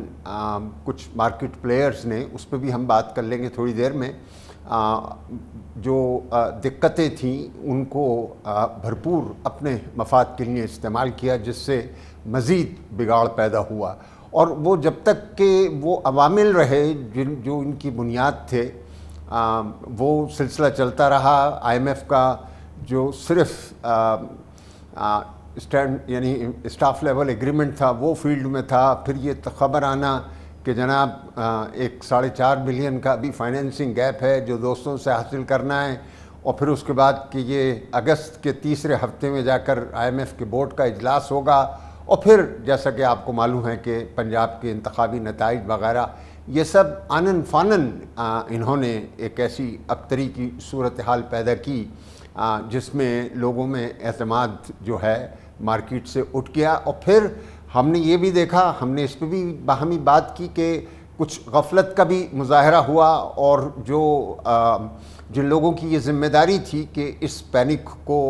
ختم کریں، لوگوں کا اعتماد بڑھائیں، انہوں نے تھوڑی سی تاخیر کی، لیکن ہم نے اس وقت بھی آپ سے کہا تھا کہ اس کی کوئی وجہ نہیں ہے، یعنی اس وقت بھی ہمارے سامنے یہ ہوا تھا کہ بی او پی کے ریزلٹس آئے اور ہم نے دیکھا کہ جون کے اندر آپ نے $3.5 بلین کی جو ہے وہ پیٹرولیم پروڈکٹس امپورٹ کی ہوئی ہیں، جب پیک پر تھی، اور فخر سے کچھ لوگ یہ کہہ رہے تھے کہ ہمارے پاس 2 مہینے کے 1.5 مہینے کے اسٹاکس ہیں، یہ تو ملک جو ہے 10-11 دن کے اسٹاکس پہ چلتا ہے، تو یہ بھی ایک بیجا خرچ تھا۔ تو جولائی کا یہ جو ہیجان تھا وہ اب آپ کے سامنے ہے کہ ہمارے فنڈامنٹلز بالکل ٹھیک تھے، اور اب لوگوں کو یقین آ گیا ہے۔ ایک آدھ آئی ایم ایف کا اسٹیٹمنٹ جو مطلب مکمل طور پہ حمایت میں نہیں ہے وہ بھی آ گیا، چائنا کی سپورٹ آ گئی، سعودی عرب کی سپورٹ آ گئی، اور پھر میں اس بات پہ داد دینا چاہتا ہوں ایکٹنگ گورنر کو، انہوں نے جو پوڈ کاسٹ کیے اس نے بھی مارکیٹ کے اعتماد کو بڑھایا، اور پھر بعد میں یقیناً ڈاکٹر صاحب اس میں کوئی شک نہیں ہے کہ گو کہ کل وقتی گورنر نہیں ہے ہمارا، اور ایک ایکٹنگ گورنر کی حیثیت سے جو بھی مرتضی سید صاحب جو ہیں بہت یعنی کہ عالمی میڈیا میں ہر طرف سے جتنی بھی ان کی سکت تھی میرے خیال میں بہت عمدہ طریقے سے اس کو نبھایا، لیکن مجھے صرف یہ سمجھائیے ڈاکٹر صاحب کہ ہمارا سارا جو بحران تھا وہ ایکسچینج ریٹ کا تھا، اور ایکسچینج ریٹ پہ ہمیں یہ لگا کہ جیسے کھلا میدان بینکوں کے ہاتھ میں آیا ہے، ایک عجیب سی کیفیت تھی۔ میں تو طفل مکتب ہوں، مگر کہ وہ مثال کے طور پہ پرسوں میں دیکھ رہا تھا کہ ایک مخصوص بینک جو ہے وہ 246 سے کم پہ بیچ نہیں رہا، یعنی کہ جو اس کے پاس ایل سیز ریٹائر ہونے آ رہی ہیں اس پہ کر نہیں رہا، اور لے نہیں رہا وہ 240 پہ، اسپریڈ پہ وہ کھیل رہا ہے۔ ایک مزے تھے، اور ایسا لگ رہا تھا کہ لوگوں کی لاٹری نکل آئی ہے، اور لوگوں سے میرا مطلب بینکس ہیں، اور یہ پوری کیفیت جو تھی وہ چلتی رہی پوری جولائی میں چلتی رہی، حتیٰ کہ پرسوں بھی یہ کیفیت جاری تھی۔ ہم نے اس سے پہلے دیکھا کہ بہت پھرتی سے اور بہت ہی تندہی سے اور بہت سختی سے وزارت خزانہ اور تمام ادارے جو اس سے منسلک ہیں ان ایسی چیزوں کی بےخبری کرتے ہیں، اور اس پر ایک طرح سے اس کو ہر صورت سے اس کے سامنے بند باندھتے ہیں۔ یہ جو کیفیت ہم نے دیکھی جس میں بینکوں نے شطر بے مہار کی حیثیت سے ایسا لگ رہا تھا کہ وہ مزے کر رہے تھے. کیا واقعی یہ جو میں کریکٹرائزیشن کر رہا ہوں یہ درست ہے؟ بالکل درست ہے. اور آپ دیکھیں نا کہ کل بھی آپ نے پروگرام کیا اور اس میں بھی آپ کے ایک مہمان جو ہیں انہوں نے اس بات پہ اظہار خیال کیا. ہمارا مطلب جو ہے میں تو آپ کے سامنے یہ بات اس وقت بھی میں نے کہی تھی کہ مارکیٹ ایکسچینج ریٹ کا یہ مطلب تو نہیں ہے کہ ڈس آرڈرلی جو ہے مارکیٹ بیہیو کرے. اور جو گزشتہ گورنر تھے انہوں نے ایک موقع پر آن کر بڑے واضح الفاظ میں کیا تھا. بالکل ان کی ابتدا تھی, مہینہ بھر بھی نہیں ہوا ہوگا, جون کے مہینے, وہ مئی میں آئے تھے, میں یہ جون کی بات بتا رہا ہوں 2019 کی. اور انہوں نے کہا تھا کہ یہ مارکیٹ ایکسچینج ریٹ کا یہ مطلب نہیں ہے کہ سینٹرل بینک کی آنکھیں جو ہیں وہ بند ہوں گی اور مارکیٹ جو چاہے کر لے. جو بھی اگر کوئی ڈس آرڈرلی بیہیویئر ہوگا اس کو ہم سختی کے ساتھ جو ہے اس سے نمٹیں گے. لیکن کامران صاحب میں ذرا آپ کو یہ بتانا چاہ رہا ہوں کہ دیکھیے کیا خبریں آئی ہیں جو بنیاد ہیں اس چیز کی اور جس کا ہم آپ سے ذکر کر رہے تھے کہ ہمارے فنڈامنٹلز ٹھیک ہیں. اب آپ دیکھیں جولائی کی جو آپ کا ٹریڈ ڈیٹا آیا ہے وہ بتا رہا ہے کہ آپ نے $3 بلین کی امپورٹس کی ہیں اور آپ کی $500 ملین سے جو ہے وہ ایکسپورٹس کم رہی ہیں. اور آپ کا ٹریڈ ڈیفیسٹ جو ہے اس وقت صرف ٹریڈ ڈیفیسٹ ہوتا ہے, کرنٹ اکاؤنٹ بعد میں آئے گا, تو ٹریڈ ڈیفیسٹ آپ کا صرف جو ہے $2 بلین کا ہے. اور اس کو آپ لے جائیں 12 دونی 24, تو جناب یہ $24 بلین بمقابلہ اس $50 بلین کے آپ تصور کر سکتے ہیں کہ یہ کتنا عمدہ آپ کے لیے حل ہوگا.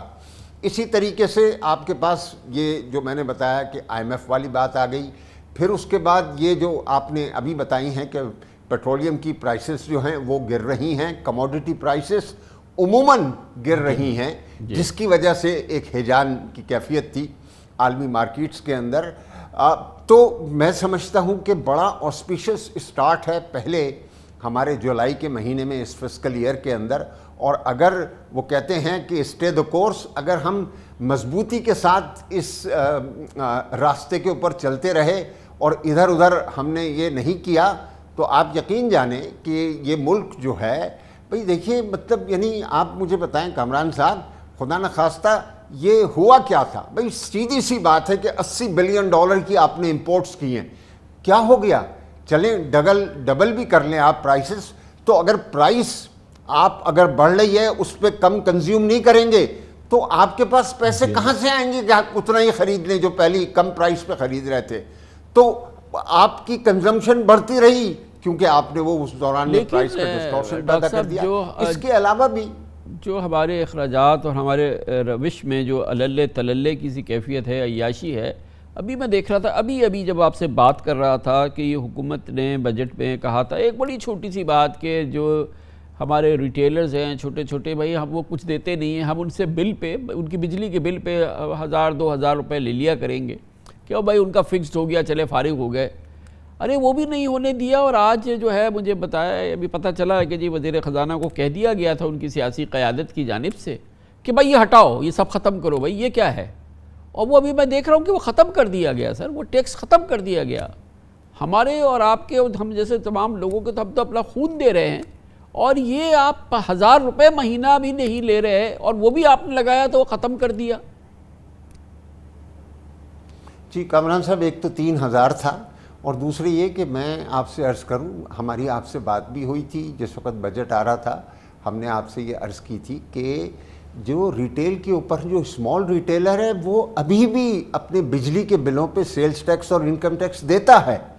یہ انہوں نے اس کا ریٹ وغیرہ بڑھا دیا اور بغیر مشورہ کیے ہوئے, اور اب آپ کے سامنے ہیں. دیکھیں یہ ایسا علاقہ ہے, اور اس میں FPCCI بھی ہم سے کہتی ہے کہ ہم آپ کے ساتھ بیٹھ کے بات کرنے کو تیار ہیں, اور ہم ایک دکان کو جو ہے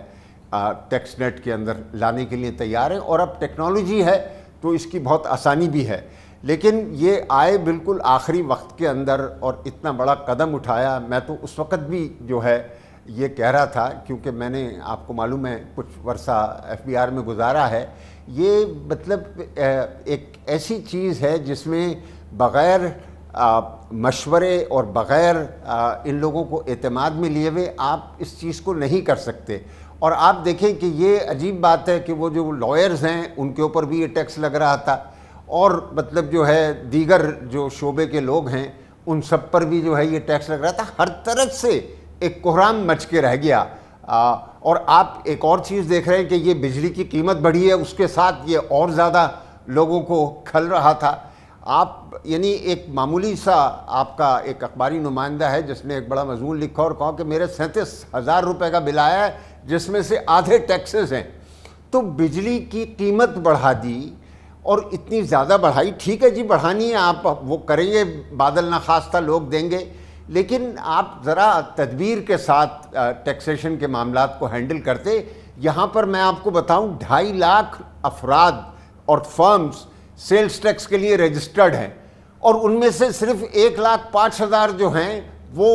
ریٹرن فائل کرتے ہیں. آج تک وہاں کوئی پوچھنے والا نہیں ہے یہی میں کہ بھائی جاننا چاہ رہا ہوں یہ نا, اب اس میں کیا احتیاط کی ضرورت ہے ڈاکٹر صاحب؟ آپ نے جیسے فرمایا کہ بھائی ذرا احتیاط کی ضرورت ہے. جب اس شعبے کو آپ ٹیکس کرتے ہیں تو بڑا بہت ہی اس کو حساس بتایا جاتا ہے, اور بڑا کہا جاتا ہے کہ اس کو بہت ہی نرم ہاتھوں سے اور اس سے آپ کریں. ہم جیسے لوگوں کا تو گردن دبانی ہوتی ہے تو وہ تو کوئی وقت نہیں ہوتا, وہ 35% کر دیں یا اس کو 40% کر دیں, اور جو چاہے ہر طرف سے ہم سے ٹیکس لیں, ہمیں کوئی کسی قسم کی کوئی مراد, کسی نام کی بھی کوئی مراد نہ ہو, لیکن ان کو ذرا سا ہولے ہولے چھوئیں. یہ کیا ہے؟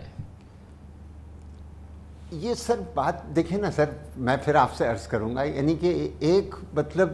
یعنی یہ اتنا بڑا طبقہ ہے آپ کے پاس. میں ابھی آپ کو مثال دے رہا ہوں کہ 2.5 لاکھ سیلز ٹیکس میں رجسٹرڈ لوگ ہیں, ان میں سے 1,05,000 ریٹرن فائل کر رہے ہیں, اور ادارہ ان کے پاس نہیں جاتا. جو باقی 145,000 ہیں کہ بھائی تم ریٹرن کیوں نہیں فائل کر رہے, کیا تم نے کاروبار بند کر دیا, اپنا نام کٹوا لو, نہیں جاتے. تو وہ جو چیزیں پہلے سے موجود ہیں سر, آڈٹس ہونے, آڈٹس نہیں ہو رہے. آپ کو بجائے اس کے کہ نئے ذریعے ڈھونڈیں, اور ڈھونڈنے چاہیے, اور تھوڑی سی میں نے آپ سے کہا کیونکہ یہ اتنے بڑے اسٹیک ہولڈرز ہیں تو ان لوگوں سے مشاورت کے تحت ہونا چاہیے, اور FPCCI وہ پلیٹ فارم جو ہے ان کو دینا چاہ رہی ہے کہ ہم بیچ میں بیٹھ کر آپ کو یہ چیز کرا کے دیں گے. اچھا ڈاکٹر صاحب,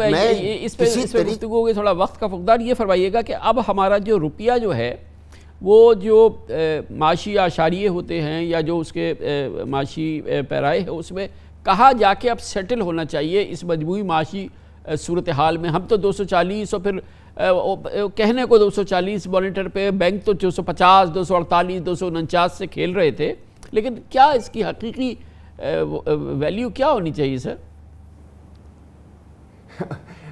آپ مطلب آج جب وہ سن رہے تھے آپ, اور میں آپ سے اتفاق کرتا ہوں, یہ میں نے پہلے کبھی بھی جب یہ اس طرح کے واقعات ہوئے ہیں ماضی قریب کے اندر, کبھی میں نے یہ نہیں سنا کہ بینکوں نے اس کا فائدہ اٹھایا ہے. اب یہ پہلی مرتبہ جو ہے یہ چیز سامنے آ رہی ہے, اور آپ نے دیکھا اسٹیٹ بینک ان کی بھی خبر لے رہا ہے اور یہ ایکسچینج کمپنیز کی بھی خبر لے رہا ہے. لیکن جو بڑی زبردست خبر آ رہی ہے, اور میں نے کئی ذرائع سے اس کو سنا ہے, کہ لوگ لے کے جا رہے ہیں ڈالر اور وہ ڈمپ کرنا چاہتے ہیں اور ان کو کوئی خریدنے والا نہیں ہے. تو سر میں نے جو آپ سے اسپیکولیٹو اور مارکیٹ مینیپولیشن کی بات کی تھی, اس میں اتنا سٹا کھیلا گیا ہے سر, اتنا سٹا کھیلا گیا ہے, لوگوں نے ہولڈ کر لیا, سارا جو ہے ڈالر اپنے روپی کو بیچ کر خرید لیا کہ بھئی یہ بڑھے گا. اب جس چیز پہ خریدا تھا وہ تو مارکیٹ میں کہیں بھی نہیں ہے, اور جس کی توقع تھی کہ یہ تو 250 کراس کرے گا, 250 ہوگا, یہ ہوگا وہ, اب وہ مطلب پیسے لیے پھر رہے ہیں اور کہہ رہے ہیں کہ یار خرید دو. شامی صاحب نے آپ کے پروگرام میں, آپ کے ٹیلی ویژن میں اپنے پروگرام میں کہا, فلاں صاحب انہوں نے مجھے بتایا کہ میں جا کے جو ہے اپنے ڈالر بیچنا چاہتا ہوں, اور یہ جو ایکسچینج کمپنیز والے ہیں ان میں سے کوئی اس کو خریدنے کو تیار نہیں ہے. تو یہاں پر آپ یقین جانیں میں کچھ پریڈکٹ نہیں کر سکتا, لیکن مجھے حیرانگی نہیں ہوگی کہ یہ اس سطح پر واپس چلا جائے جہاں پر یہ تھا ڈالر, یعنی کہ 190 اور 200 کے درمیان کے اندر. آپ اس سے حیران نہیں ہوں گے اگر یہ آپ کے نزدیک کوئی بہت ہی غیر متوقع چیز؟ میں بالکل حیران نہیں ہوں گا, کیونکہ سب کا سب یہ مصنوعی تھا. میں آپ سے کہہ رہا ہوں یہ مصنوعی تھا, اور لوگوں نے حالات کا فائدہ اٹھایا اور چالیں چلیں. جس کی وجہ سے لوگ پینک میں آن کر انہوں نے یہ کام شروع کر دیا۔ بڑی نوازش، بہت بہت شکریہ ڈاکٹر وقار مسعود خان صاحب ہمارے ساتھ موجود تھے۔ اس کے ساتھ ہی ہمارے آج کے پروگرام کا اختتام ہوتا ہے۔ کل آپ سے پھر ملاقات ہوگی انشاءاللہ۔ کل تک کے لیے کامران خان کو اجازت۔ اللہ حافظ و ناصر۔